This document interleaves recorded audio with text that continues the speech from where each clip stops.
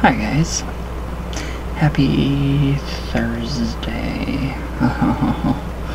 The weekend's coming. No. Alright, so we're gonna go into part 4, lesson 10. What is this book? Oh, Modern Magic. That's the new one. 11 Lessons of the High Magical Arts by Donald Michael Craig. So, alright, some pretty interesting, very interesting rituals, the tantric rituals. The breathing is just, it's incredible. I love it. So, we're going to continue. Alright, trying out some new coffee that was brewed locally here. So, let's give it a little try and see how it tastes. I can't smell anything ever, so I can't wait to get my nose broken open.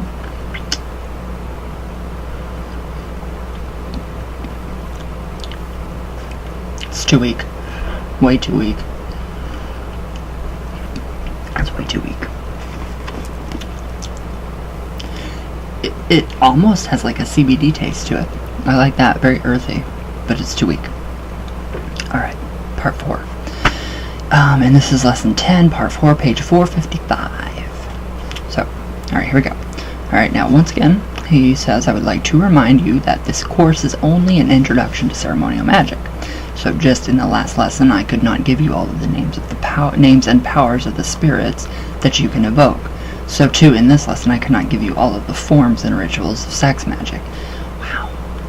In fact, the ideas and rituals have been rather schematic in nature, whatever that word is, I don't care. This is because, he says, I do not want you to be incapable of original magical thought. A lot of people are very incapable of original magical thought. I won't go on. True. The various banishings stay the same, but other parts of the rituals can be added to or subtracted from as you see fit. That's what I like. I love that.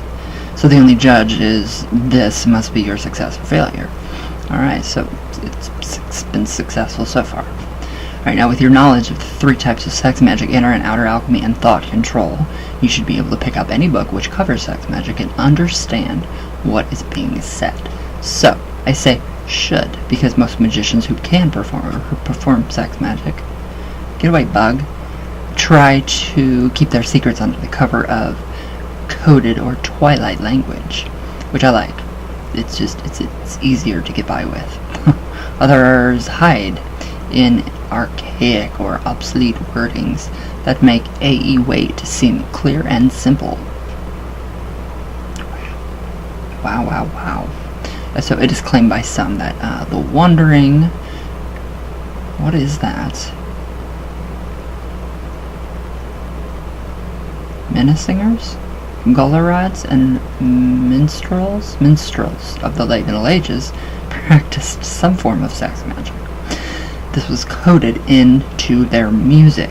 The word die in those songs meant to have an orgasm. Okay, so that'd be French.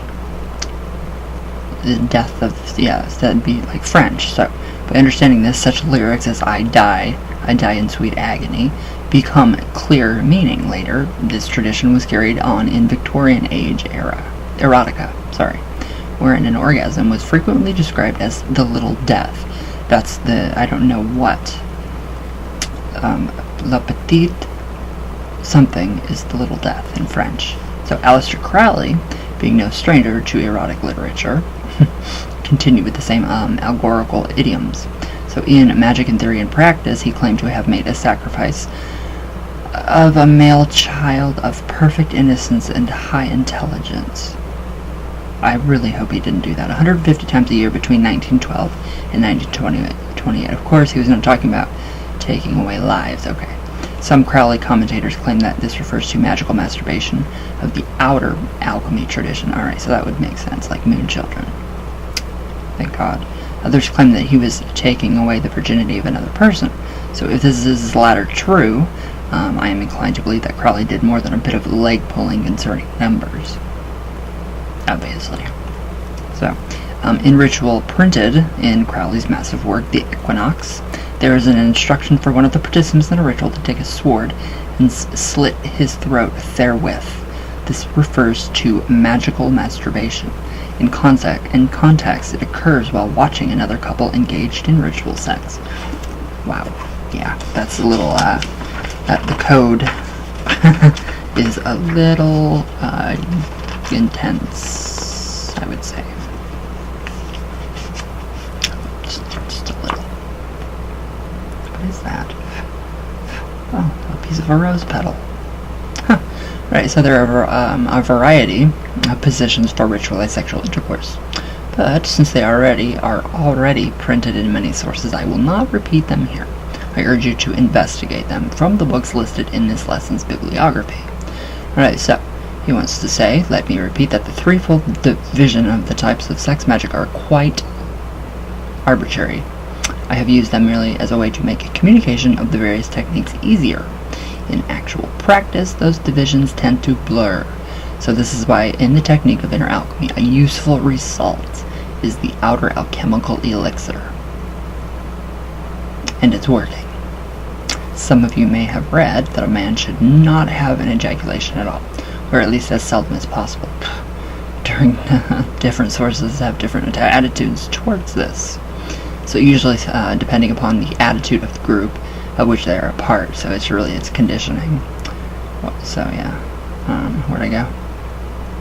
Okay, so different sources have different attitudes toward, yeah, I said that already. So whether or not you decide to totally or partially withhold sperm is a matter of choice.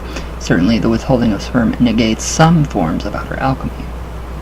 So I will not make several points on the matter, which may help, I will make several points on the matter, which may help you to decide. So we have 1. The longer a man is sexually excited without having an ejaculation, the more magically powerful the elixir will be. Okay, that makes total sense. So 2. Even some of those traditions which do not believe a man should withhold orgasm teach that the sperm should be quickly reabsorbed by the man. This can be done by keeping the elixir under the tongue and allowing it to enter the mucous membrane there. Hello. By eating the sperm or through a special hatha yoga technique which causes a suction within the bladder and allows the man to suck the elixir up his penis and into the urinary bladder where it is absorbed. Is that even healthy? I don't think that's healthy. I'm not sure. 3. One of the reasons the withholding of sperm is suggested is for birth control. Okay. Modern birth control methods are quite effective for this purpose. 4. One of the reasons Karetsa was practiced was because it saved the lives of women. Ooh. A major cause of women's deaths has been complications of the birthing process. While the death rate due to giving birth has dropped remarkably in economically advanced countries over the last 100 years, it's still a problem in many places in the world. So, however, I dare say that most of you reading this have access to modern birth control methods, and birthing procedures. Yeah, I think we do. Karetsa at this date should not be held as important for saving women's lives. I feel blurry. There, I'm not so blurry. Oh, yeah, oh, wow. Alright, 5. Many Chinese texts believe that as a man gets older, his ability to have an erection and produce sperm diminishes. Thus, while a man is young, he may have an ejaculation more than once a day, but as he ages, he should lessen this number until in old age he may ejaculate only once every few months. Wow. This does not mean that he should in any other way limit his sexual pleasure. Those of you who are interested in Chinese and Taoist philosophy may wish to consider this attitude. I don't know about that. I don't know about that. 6. A long period of lovemaking can help lovers become closer. However, there is something which I have noticed and would like to draw to your attention. There was a period of time when men only considered their own sexual pleasure. Well, that's pretty much every man.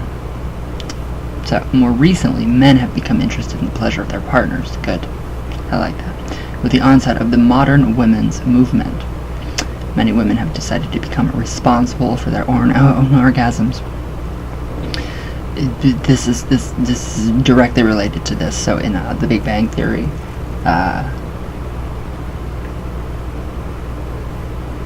let's see what happened to the Big Bang Theory. Leonard's mother, divorcing his father, and she has been responsible for her own orgasms since 1982. I thought that was pretty great.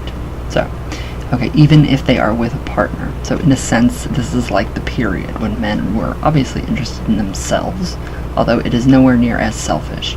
But more recently, I have met several women who really enjoy sex and want their partners to prove that they are also enjoying sex too. So in other words, they want their male partner to have an orgasm. And if their partner doesn't have an orgasm, they want to know why or what is wrong.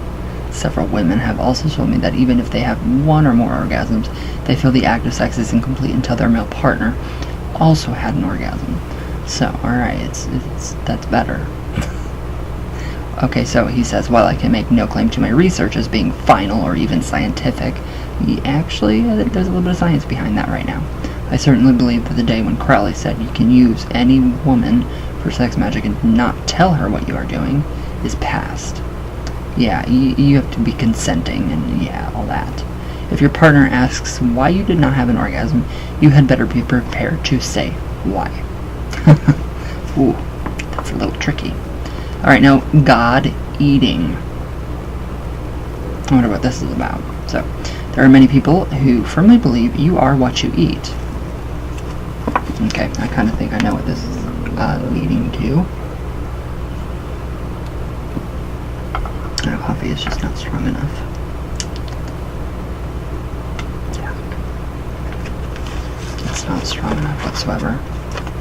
It's like the blonde coffee from Starbucks.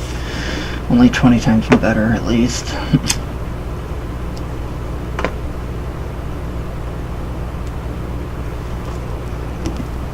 Alright, now God eating. Okay, so in some primitive tribes, the heart of a valiant enemy might be eaten to gain his courage.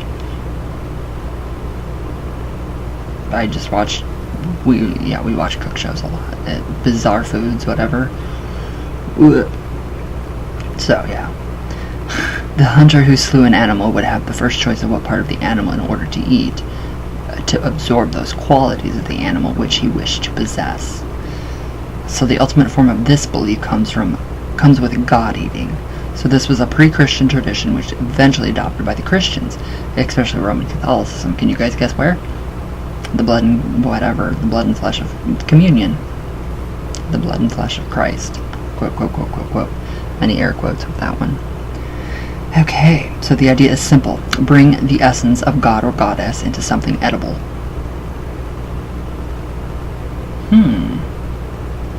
Anyways, edible. And then allow the worshippers to eat that food and thus eat that god or goddess. The result of this would be those who ate the deity would absorb the qualities of that deity. Okay, does make sense. Alright, so he says, I find another similar idea far more enticing. So if the essence of a deity can be invoked into food or drink, why not invoke that god or goddess into a person and have sexual relations with that god or goddess? Certainly the myths of Greece and Rome are filled with such ideas. So there are some Wiccans or witches who do practice this, called it the Great Rite. Alright, so that would remind me, that's like Lupercalia. This is very Lupercalia-esque. Alright, so the technique is twofold. First, the appropriate god or goddess must be invoked into a man or woman. For this, see the instructions in Lesson 9 of this course. Second, the other person should first worship the embodied god or goddess and consider what he or she is about to do. Make love with the god or goddess. The worshipper should take that attitude and demeanor and realize how privileged he or she is. So the worshipper should really be in an almost constant state of awe. So any sexual fluids from the embodied god or goddess are holy and should be consecrated, or considered as a sacrament. Okay, that does make sense. Alright, so a Taoist ritual. So the ancient Taoists had a ritual similar to Laoga. It usually took place outside on a hill and required the person seeking enlightenment, a sensitive assistant, and usually one or more sexual helpers. First, through sexual activity and breath control, the main participant would actually reach a state before orgasm and seek to maintain that state. with the help of his or her sexual helper or helpers. So the result of this, of course, would be the physical twitches that the tantrics call the kriyas. So yes, experienced that. Yes, I've experienced that today. It was crazy weird. Sorry, too much information, I know. Sorry, guys. Okay, now, I don't feel so short, but I do feel, lopsided. Alright, so, the kriyas. So, the sensitive assistant would watch and detect the energy as it begins to move up the spine. So, to prevent the energy from leaving the body, the assistant would plug the anus with material dipped in wax. Ooh, you can do something way safer than that. So, the assistant would watch as the energy moved up the spine. If it seemed to stop, the assistant would pinch and poke the body to make the energy continue to rise. So as it approached the head, the assistant would make sure that the head's orifices, like the anus, were plugged up at the right moment, so that the energy could not escape. The result would be that the energy would end up exploding out of the top of the head through what the tantrists called the lotus of 1,000 petals. That makes sense. And the result would be nirvana. Okay, I have really no comments on that. I mean, just make sure you're with a consenting partner. Or something of, the sorts.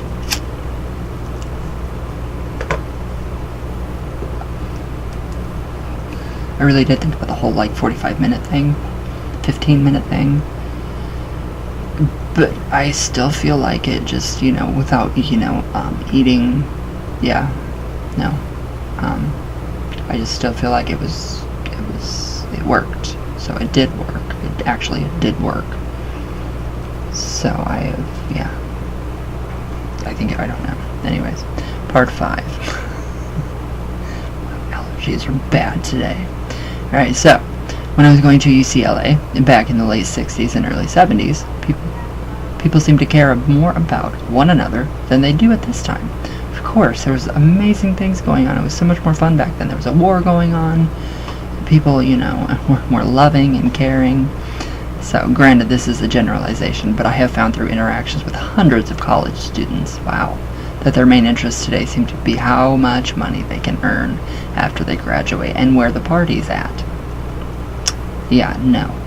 I would rather much read a book than go to a party. So from a magical standpoint, these current, more selfish attitudes are necessary outcome in response to the previous decade of caring about society and the world. I think we are ascending into a state of caring more for the world and having more compassion and empathy for people. So I certainly do not therefore condemn what I see, though I am saddened. I am too. It seems a media event must be scheduled before anyone shows how much they care. Yep. That's our world we live in, but there's so many good people in it still. Just remember that. Alright, so, where'd I go? If anything, I must condemn the members of the previous generation who were too directed toward society and could not see the underlying nature of the universe. Every action does have a reaction. In one cycle, people try to change society, and in another, people try to improve their personal wealth, and so it goes. So he says, I have yet to meet any group which is perfect. You never will. But one group which I have always supported is loosely knit women's liberation movement. So yeah, certainly it had, which I consider to be necessary excesses in the beginning. But one thing which was very important was their insistence that each woman should be viewed as a unique individual and not as an object. That's true. So, unfortunately, sexism towards women has not decreased. It's gone down a little bit, but it may be less overt, but it is still strongly in existence. So yes, it is. Oppression, all that stupid, ridiculous stuff. Wow, what did my hair do today? Jeez. Alright, so to top this off, what are we topping it off with? Mimosas? There is a new prevalence of sexism towards men. It's just crazy. You guys see it all over the place. In the past, he says, I have heard men talk about their dates, not in terms of women being interesting, intelligent, fun to be with, stimulating, erotic, etc. Rather, they talk about the size of her boobs or the shape of her legs. Yeah, that's ridiculous. Who cares? Recently, I've heard more and more women, when discussing their dates with men, describing them not as fun, intelligent, gentle, kind, generous, stimulating, etc. Rather, they talk about how cute he was and how he had tight buns or good pecs. Kinda, yeah, that is still what's going on.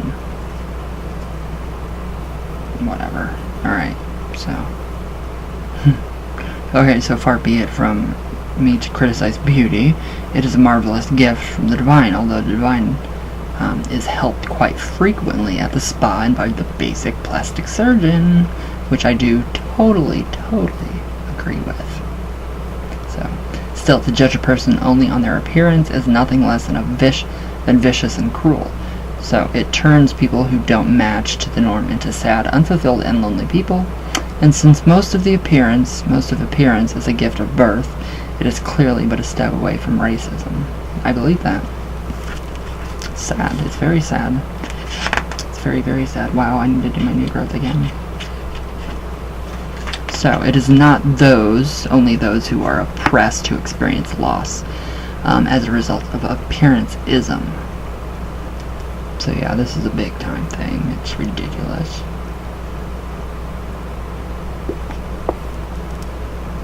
Those who do the oppressions suffer too, for they never interact with others who may have had beauty inside which far outshines their appearance. More, the oppressed might be able to add to the life of the oppressor more than the oppressor could even imagine. So, he says, I freely admit that I like to be in the company of what I consider to be beautiful women. However, some of the most interesting women I have ever met have not stepped out of a magazine centerfold. In fact, the women who have been my favorite and most erotically exciting lovers have not been overwhelmingly pretty. Those who have studied Crowley's life know that he took exceedingly ugly women for lovers on purpose. It's still kind of selfish. But what does all this have to do with sex magic? Perhaps the most racist and sexist society which ever existed was India's during the Middle Ages. It's the United States now. Everyone had strict rules to follow, depending upon parentage. So this caste system existed for hundreds of years. So if you were an upper class, you would be defiled by having the shadow of a member of the lowest class, an untouchable, pass over you. Oh, great. A freaking auto update on my iPad. So if it was racist, sexist society, which makes ours look like pure equality by comparison. But there were freedom fighters, then as now. Huh. I like that.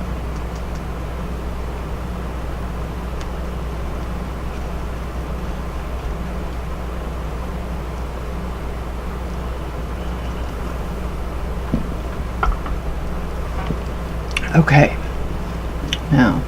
Now, during the day, they obeyed all the rules. But at night, when curtains were pulled, things were very different. Rather than trying to change society, they tried to change themselves. Outside, they acted like anyone else, but in their temples, within the Kalakakra, or magic circle, these Kaula tantrics treated everyone equally. Caste, appearance, skin color, or shade made no difference. It shouldn't. Inside the tantric temples, all men were gods and all women were goddesses.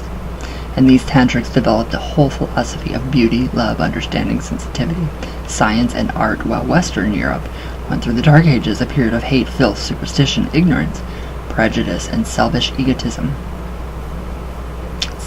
Still, naturally, when the Westerners conquered India with their better weapons, they tried to destroy tantrism for being evil. So you may have heard of the Kalakakra and its group sex magic ritual. If you and some friends have been practicing the material in these lessons and wish to try this ritual I will present next, you must all adopt the attitude of the tantrics. So it is very unlikely that all of you will appear to have stepped from the page of Playboy or a Gentleman's Quarterly. You must be able to see the beauty, the divinity, the likeliness of God or Goddess within us all. So due to society and the impact of film and television, it's doubtful that a group of 10 men and women could do this. Therefore, I suggest starting with the preliminary exercise.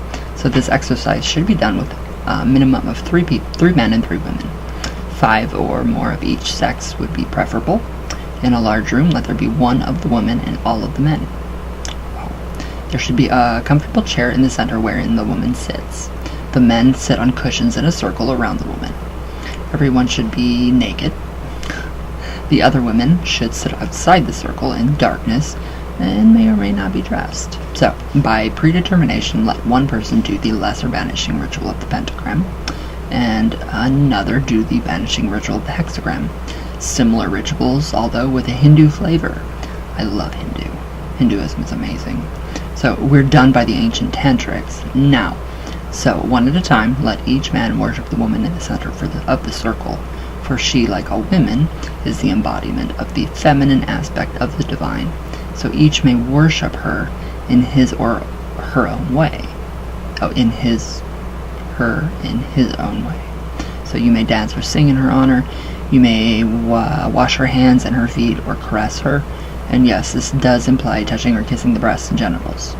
However, it must be treated in the form of worship and awe, not just mere sex. So, other ways of worship would include chanting her name over and over, giving her gifts, giving her food, rubbing her with essential or scented oils. If she becomes sexually aroused, this must be a sign of favor of the goddess, which she is. Now you close with the lesser banishing ritual of the pentagram. So now, without saying anything, repeat the entire exercise with one of the men in the center, and all of the women, now nude, in the circle around. He should be worshipped as the male aspect of the divine. So the rest of the men may wait in darkness outside the circle, as the women did before. The man should not be the boyfriend. A regular lover made her husband of the woman, who was previously in the middle of the circle. It just sounds like a big mess. I mean, literally a big mess. Once this is completed, let everyone dress and then gather in a circle and discuss his or her feelings.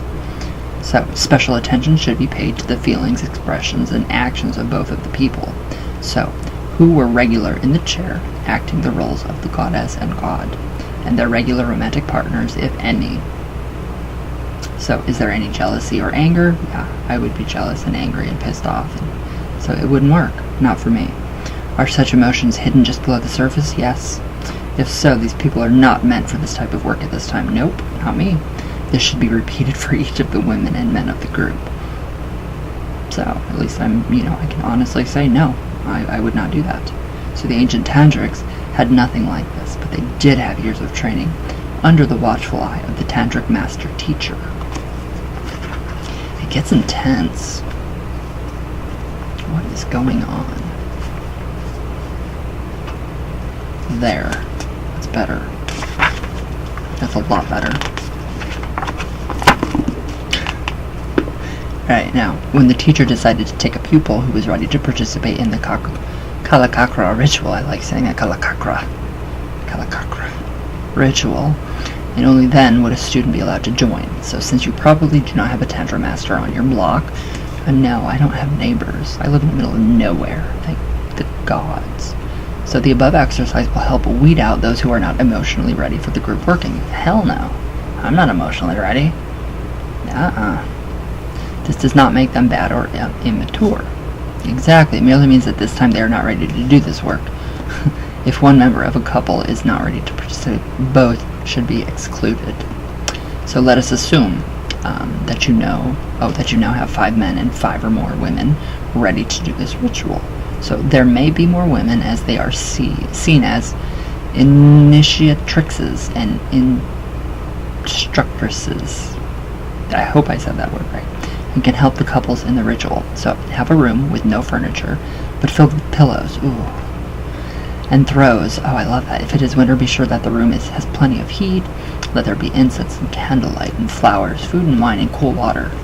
That just sounds like fun just for yourself. I mean, hell. Let there also be erotic playing, such as scented oils, feathers, and soft furry things. Let all the foods be in bite-sized pieces. Let gentle music fill the air. That just sounds like a really, really nice time by yourself. Let there be two other rooms. One a changing room for the women and one for the men. Let each change into special outfits. For the men, big, loose, peasant shirts and drawstring pants are excellent. That sounds so comfortable. That sounds really, really comfortable. So, yeah, fashionable and comfortable too. Rings and necklaces are appropriate, as are small belts on the clothes and jewelry.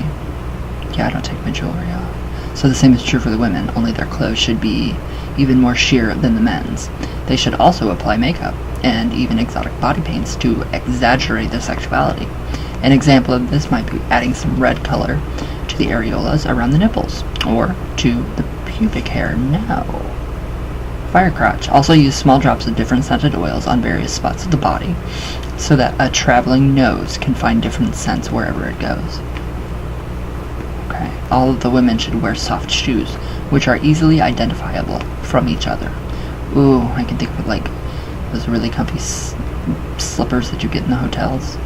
So let the men go into the main room first and do the lesser banishing ritual of the pentagram and the banishing ritual of the hexagram.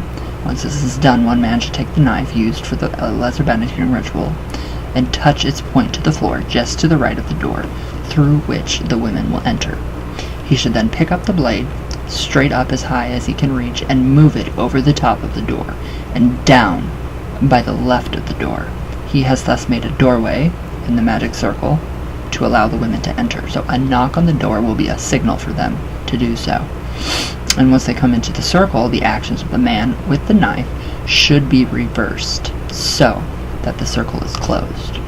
Alright, so the men should sit toward the rim of the circle. The women should walk or dance in a clockwise manner around the circle. They may laugh, talk, sing, whatever they desire. The men may not use their hands in any way. The women may feed the men, kiss them, give them wine or water to drink, but the men may not use their hands. So this usually leads to much laughter and frivolity, whatever. A pleasant gift of the gods of Tantra. The women should not stay too long with any one man. So this can last for as long as you like, although the smaller the number of participants, the shorter it will be. Usually there is a minimum of a half an hour. Then the women should remove one of their shoes and place it in the center area. Other articles may also be used, such as earrings, bras, etc., just so as long as the woman can identify it as her own, and that all of the women put the same type of object. In an example, one should not put in a shoe if all the others are putting in earrings. When doing this, the women should form a small circle about their collection of items so that the men would have difficulty identifying which women put in what. So then all items should be mixed. When finished, the women should find places to sit by the edge of the circle while the men get up. In which way? Alright, so now that the women have had their fun, it is the men's turn. They also go along the circle, feeding the women, giving them wine or water to drink. When this is finished, the men go to the center of the circle and face out while holding hands. One woman claps her hands while the men walk in a circle clockwise around the items left by the women. More on the women who claps later. When the clapping stops, each man reaches from the each man reaches behind himself and without looking grabs one item from the collection.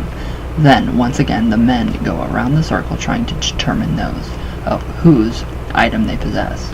So the women may playfully try to hide the fact that an item belongs to them, and the men may playfully try to discover if an item belongs to a particular woman. That's kind of sound kind of fun. This can be especially fun if the item is a woman's bra or panties. No, not really, for me. But there should be no force or violence. Note, no force, no violence. Thank you. Where'd I go? Finally, when the man discovers who the item belongs to, he should sit to her right, thus are the couples formed. They should now, as pairs, feed each other and kiss gently and lovingly, though not very passionately.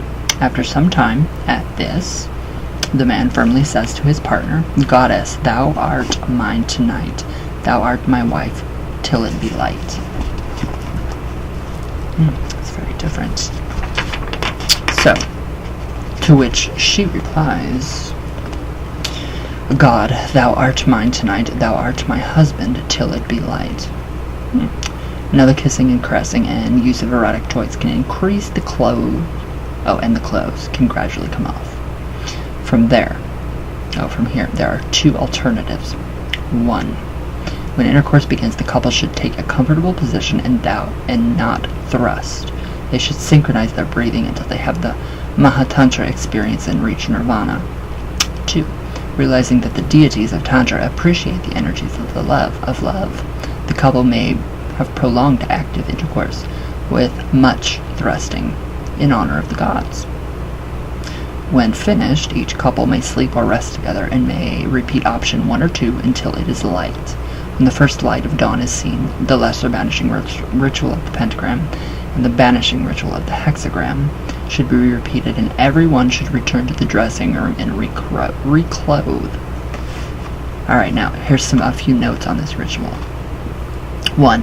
It should start at midnight and end at daybreak. 2. Unless you happen to pick your regular partner for the Kalakakra ritual, you should not seek out your husband-wife for the night for future sexual encounters unless you are both unattached.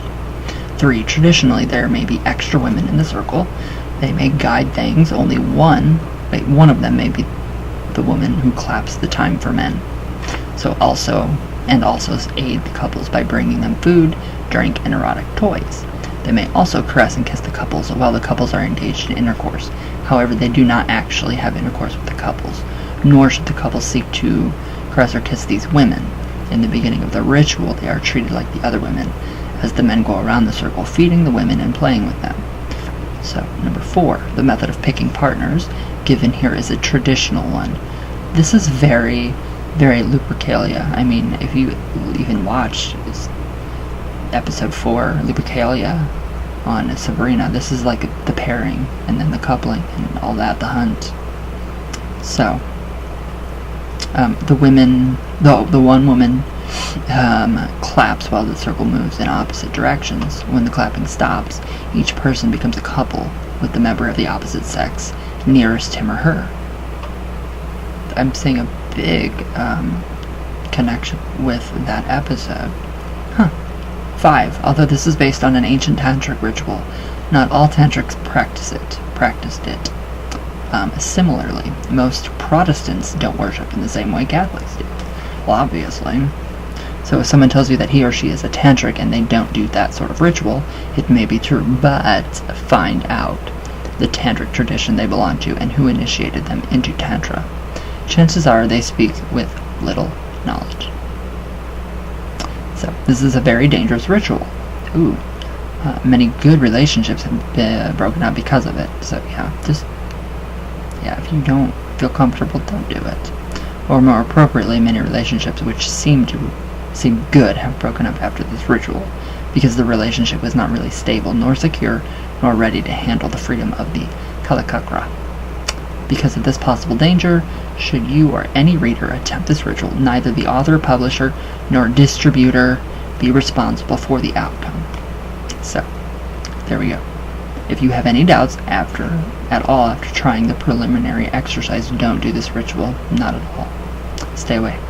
This ritual of the Kalakakra has been included primarily for purposes of completeness and for people who are capable of dealing with this much freedom. But just as those of you who have practiced ceremonial magic in a group have no doubt discovered that increased numbers do increase the power of the ritual, so too will those who practice this version of the Kalakakra ritual find the nearness of others doing sex magic will increase your own abilities and success. So, just be careful. Just be careful. Oh, wow. Alright, so that was the end of the lesson. That was the end of lesson 10. Which, that's just, really amazing. really amazing. So we went over part 4 and 5. Tomorrow we will get into the next chapter. We're almost done. It's pretty interesting. I mean, this is very interesting, you know, the coupling and just, you know, everything within that. You know, the ritual itself, it's very amazing. So it doesn't, yeah, I would be too jealous, so I couldn't do that with my partner whatsoever. Yeah, you can be selfish. I mean, there's nothing wrong with that, so. But, alright, guys. I hope you guys have a great day, a great Thursday.